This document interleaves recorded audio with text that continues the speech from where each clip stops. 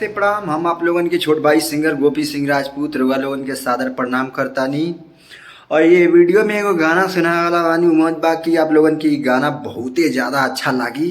ठंडी के समय बा भैया, गाना कई गो सुनाई बे वीडियो में, बट आप लोगन से ये रिक्वेस्ट बा कि गाना हमार लाइक करके कमेंट करके ज़रूर बतिया लो कि गाना कैसन लगल आप लोगन के। तो ली सुनी एकदम तगड़ा वाला वही अंदाज में। मोहन भैया के वो गाना कैसे बा कि बिरही जोगिनिया बना गईला बालम, और कि दिल में हमारा अगिया लगा गईला बलम।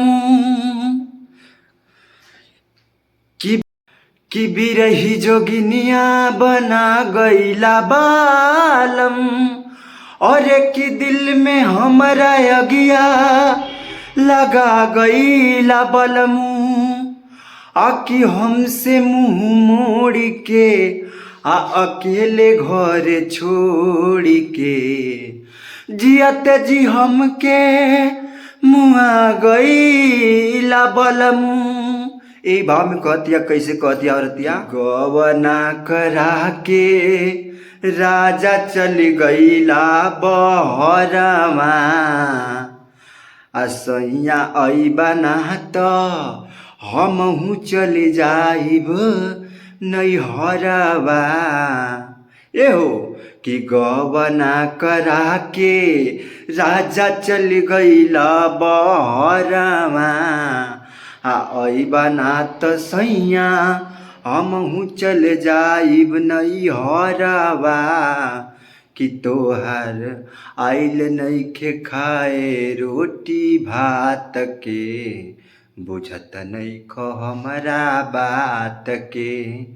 कि तोहर आइल नइखे खाए रोटी भात के, बुझत नइखो हमरा बात के।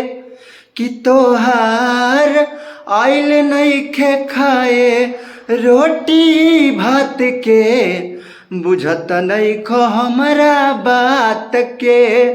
कि घर में गोटिनिया रोज मरद संगे सूते, आ जरेला जवानी असरे में दिया रोज बूते।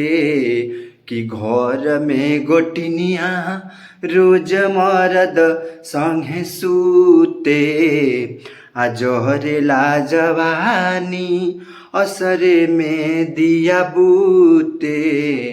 कि उठी उठी रोइला से जरिया पर रात के, बुझत नइखो हमरा बात के। कि उठी उठी रोइला से जरिया पर रात के, बुझत नइखो हमरा बात के। चटनी कैसे बनी हो रामा कैसे बनी, खटाई बिना चटनी कैसे बनी। तो आप लोगन की गाना कैसन